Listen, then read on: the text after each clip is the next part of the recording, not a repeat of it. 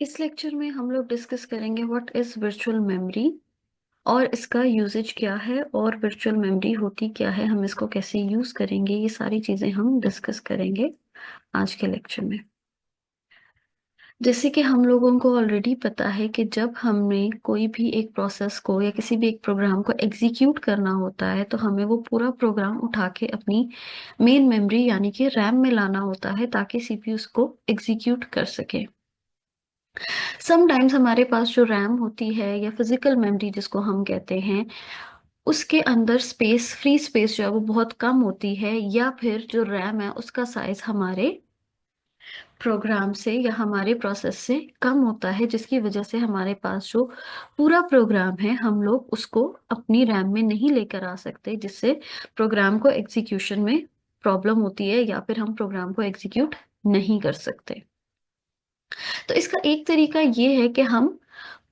Proper अपने पूरे entire programme को मेन मेमोरी में लाने की बजाय हम ये भी कर सकते हैं कि प्रोग्राम को हम डिवाइड करें और जस्ट वो वाला पार्ट या वो वाले पेजेस प्रोग्राम के जो हम जिसपे सीपीयू ने उस टाइम पे काम करना है, सिर्फ वही वाले पेजेस हमारे रैम में आए, हमारी फिजिकल मेमोरी में आए, जिसपे सीपीयू काम करे, और बाकी सारे पेजेस जो हैं वो रैम से बाहर किसी बैकिंग स्टोर पे या हम किसी एक ऐसी जगह पे रखें कि जहां पे इन फ्यूचर हमें उसकी जरूरत भी पड़े तो हम उसे इजीली एक्सेस कर सकें।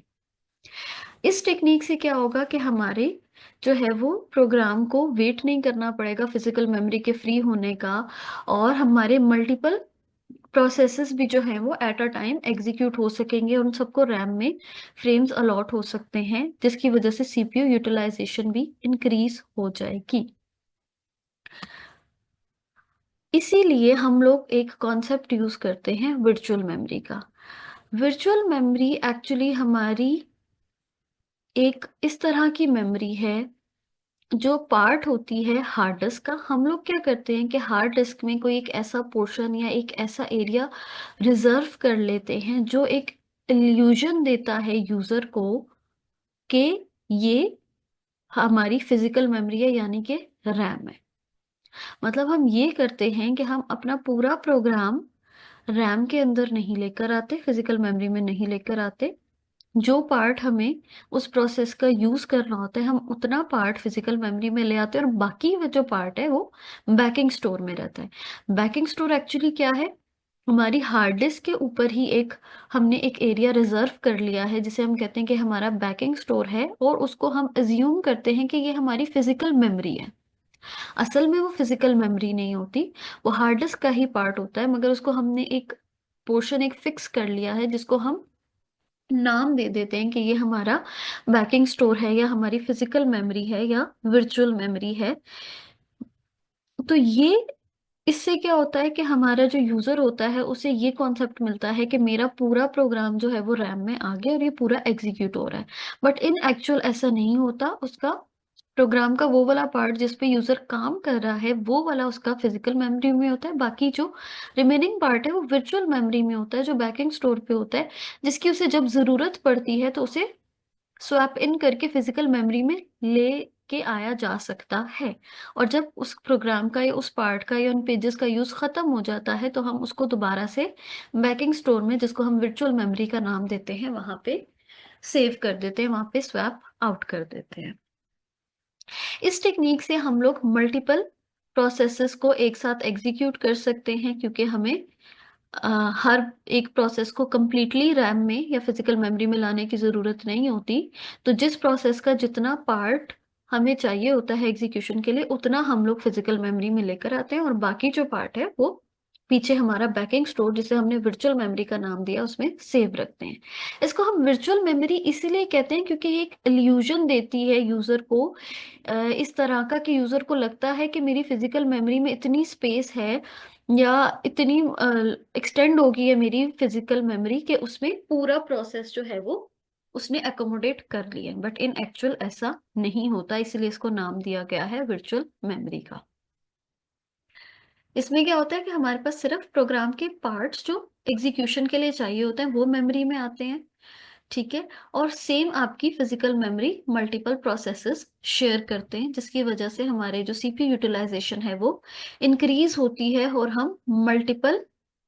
प्रोसेसेस को एक साथ एग्ज़ीक्यूट कर सकते हैं। और इसमें हमारे पास इनपुट-आउटपुट ऑपरेशंस भी लेस यूज़ होते हैं, क्योंकि हमें पूरा प्रोग्राम दोबारा से हार्ड डिस्क से लोड नहीं करना पड़ता।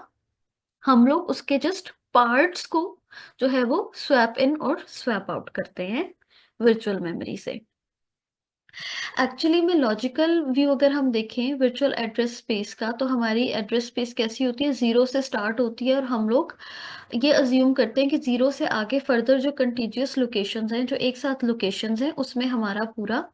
प्रोग्राम जो है वो रिज़ाइड कर रहा है। और हमारी जो फिज़िकल मेमोरी है ये फ्रेम्स में ऑर्गेनाइज़्ड होती है, जो हम लास्ट लेक्चर में देख चुके हैं कि हमारा physical memory fixed size of blocks में डिवाइड होती है, जिनको हम फ्रेम कहते हैं, और जो प्रोसेस है वो फिक्स्ड साइज़ ऑफ ब्लॉक में डिवाइड होते हैं, जिसको हम पेजेस कहते हैं। और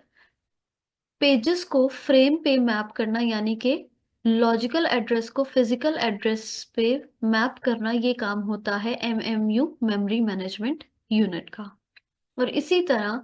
वर्चुअल मेमोरी में भी जो है, हम वर्चुअल मेमोरी को भी इसी तरह इम्प्लीमेंट करते हैं by using demand paging and demand segmentation, कि एमएमयू जो है मेमोरी मैनेजमेंट यूनिट, वो बैकिंग स्टोर यानी कि वर्चुअल मेमोरी से पेजेस को स्वैप इन करता है, जो पेजेस की डिमांड उस टाइम पे होती है जिनको एग्जीक्यूट करना होता है, और जो पेजेस एग्जीक्यूट हो चुके हैं या जिनकी अब डिमांड नहीं है, उनको वो स्वैप आउट करके बैकिंग स्टोर पे वर्चुअल मेमोरी में ले जाता है। ये हमारे पास स्ट्रक्चर है। हमारे पास अगर हम देखें तो वर्चुअल मेमोरी जो है वो एक्चुअल फिजिकल मेमोरी से लार्ज है। क्यों लार्ज है? क्योंकि ये हार्ड डिस्क का एक पार्ट जो है वो हमने रिजर्व किया हुआ है, और यूजर को ऐसा ही लगता है कि मेरी फिजिकल मेमोरी एक्चुअल में जो ऐसी है वो ऐसी नहीं रही, अब वो एक्सटेंड हो गई है। और जो मेमोरी मैनेजमेंट यूनिट है ये मैप करता है वर्चुअल मेमोरी से एड्रेसेस लेके और यहाँ पे फिजिकल मेमोरी में, और हार्ड डिस्क से जो है वो डेटा यहाँ से स्वैप इन और स्वैप आउट होता है। हमारे पास जो वर्चुअल एड्रेस स्पेस है, जो कि हर प्रोसेस की एक एड्रेस स्पेस होती है, वो भी नॉर्मल फिजिकल एड्रेस स्पेस जैसी ही होती है, जो कि मैक्सिमम उसकी लिमिट से स्टार्ट होता है और जीरो एड्रेस तक जाता है, यानी कि इंडेक्स 0 से स्टार्ट होता है और मैक्स लिमिट तक जाता है। जिस तरह हर प्रोसेस में उसका कोड सेक्शन होता है, डेटा सेक्शन होता है, हीप और स्टैक सेक्शन भी होता है। इसी तरह जो स्टैक वाला पोर्शन है वो डाउनवर्ड्स आता है, जैसे ही हम उसमें न्यू वेरिएबल्स इंट्रोड्यूस करवाते हैं अपने प्रोग्राम में, और इसी तरह हीप वाला जो पोर्शन है, जो डेटा हमारा परमानेंटली रहता है, या ग्लोबल वेरिएबल्स या एरेज जो हैं, जब वो हम अपने प्रोग्राम में इंट्रोड्यूस करवाते हैं, तो हमारा स्टैक सेक्शन जो है वो अपवर्ड्स ग्रो करता है।